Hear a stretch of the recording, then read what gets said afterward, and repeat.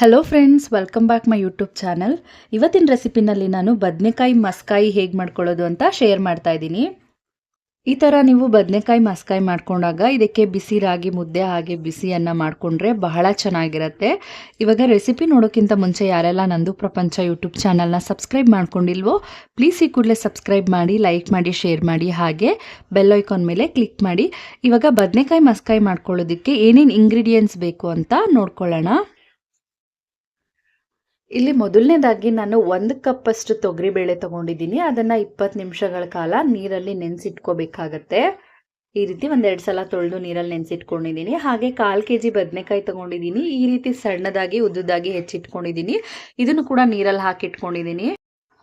ಹಾಗೆ 3 ಹಣ್ಣಾಗಿರೋ ಟೊಮೊಟೊ, 1 ಈರುಳ್ಳಿ, 1 ನಿಂಬೆ ಹಣ್ಣಿನ ಗಾತ್ರದಷ್ಟು ಹುಣಸೆ ಹಣ್ಣು, 1 ಗೆಡ್ಡೆ ಬೆಳ್ಳುಳ್ಳಿನ ಸಿಪ್ಪೆ ಸುಲಿದಿಟ್ಕೊಂಡಿದ್ದೀನಿ. ಹಾಗೆ 10 ಹಸಿಮೆಣಸಿನ್ಕಾಯಿನ ಈ ರೀತಿ ಸಣ್ಣದಾಗಿ ಹೆಚ್ಚಿಟ್ಟಿದ್ದೀನಿ. ಹಾಗೆ ಇಲ್ಲಿ ನಾನು ಒಂದು ಅರ್ಧ ಸ್ಪೂನ್ ಅಷ್ಟು ಅರಿಶಿನ ತಗೊಂಡಿದ್ದೀನಿ. ಒಗ್ಗರಣೆಗೆ 1-2 ಸ್ಪೂನ್ ಎಣ್ಣೆ, ಕರಿಬೇವು, ಸ್ವಲ್ಪ ಸಾಸಿವೆ, ಹಾಗೆ ಒಣಮೆಣಸಿನ್ಕಾಯಿ 1-2, ಒಂದು ಅರ್ಧ ಸ್ಪೂನ್ ಅಷ್ಟು ಜೀರಿಗೆ ತಗೊಂಡಿದ್ದೀನಿ. ಹಾಗೆ ರುಚಿಗೆ ತಕ್ಕಷ್ಟು ಉಪ್ಪು. ಇವಾಗ ಹೇಗೆ ಮಾಡ್ಕೊಳ್ಳೋದು ಅಂತ ನೋಡ್ಕೊಳ್ಳೋಣ. ಮೊದಲನೇದಾಗಿ ನಾನಿಲ್ಲಿ ಫಸ್ಟ್ ಕುಕ್ಕರ್ಗೆ ನೆನೆಸಿಟ್ಟಿರೋಂಥ ಬೇಳೆನ ಸೇರಿಸ್ಕೊಳ್ತಾ ಇದ್ದೀನಿ. ಹಾಗೆ ಇದ್ರ ಜೊತೆಗೆ ನಾನು ಸಣ್ಣದಾಗಿ ಹೆಚ್ಚಿಟ್ಟಿರೋ ಟೊಮೊಟೊ ಸೇರಿಸ್ಕೊಳ್ತಾ ಇದ್ದೀನಿ. ಹಸಿಮೆಣಸಿನ್ಕಾಯಿ, ಹಾಗೆ ಬೆಳ್ಳುಳ್ಳಿ, ಈರುಳ್ಳಿ ಕೂಡ ಹಾಕ್ಕೊಳ್ಳೋಣ. ಹಾಗೆ ಇದಕ್ಕೆ ಹುಣಸೆಹಣ್ಣು ಕೂಡ ಹಾಕ್ಕೊಳ್ತಾ ಇದ್ದೀನಿ. ಇದ್ರ ಜೊತೆಗೆ ನಾನು ಬದನೆಕಾಯಿ ಕೂಡ ಸೇರಿಸ್ಕೊಳ್ತಾ ಇದ್ದೀನಿ. ಈ ರೀತಿ ನೀರೆಲ್ಲ ಸೋರಿಸ್ಬಿಟ್ಟು ಹಾಕೊಳ್ಳೋಣ.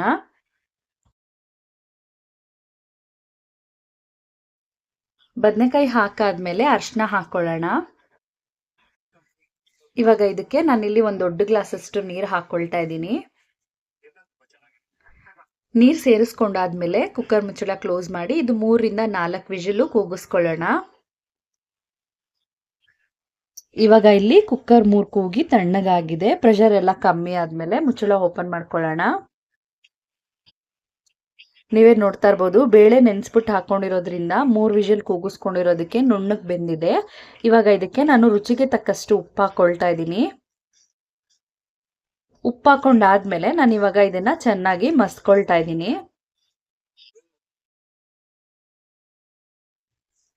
ಇವಾಗ ಇಲ್ಲಿ ಬೇಳೆ ಎಲ್ಲ ಸ್ವಲ್ಪ ನುಣ್ಣಗಾಗೋವರೆಗೂ ಚೆನ್ನಾಗಿ ಮಸ್ಕೊಂಡಿದ್ದಾಗಿದೆ. ಇವಾಗ ಮಸ್ಕಾಯಿಗೆ ಒಗ್ಗರಣೆ ಮಾಡ್ಕೊಳ್ಳೋಣ. ನಾನಿಲ್ಲಿ 1-2 ಸ್ಪೂನ್ ಅಷ್ಟು ಎಣ್ಣೆ ಹಾಕೊಂಡಿದ್ದೀನಿ ಒಂದು ಪಾತ್ರೆಗೆ. ಎಣ್ಣೆ ಒಂದು ಸ್ವಲ್ಪ ಬಿಸಿ ಆದ್ಮೇಲೆ ಇದಕ್ಕೆ ಜೀರಿಗೆ ಮತ್ತು ಸಾಸಿವೆನ ಒಟ್ಟಿಗೆ ಹಾಕೊಳ್ಳೋಣ.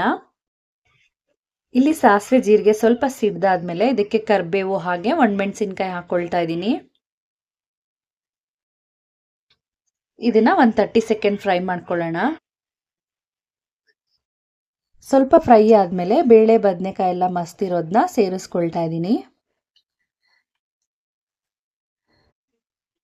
ಬೇಳೆ ಎಲ್ಲ ಹಾಕೊಂಡಾದ್ಮೇಲೆ ಈ ರೀತಿ ಎಲ್ಲಾನು ಚೆನ್ನಾಗಿ ಮಿಕ್ಸ್ ಮಾಡ್ಕೊಳ್ಳೋಣ.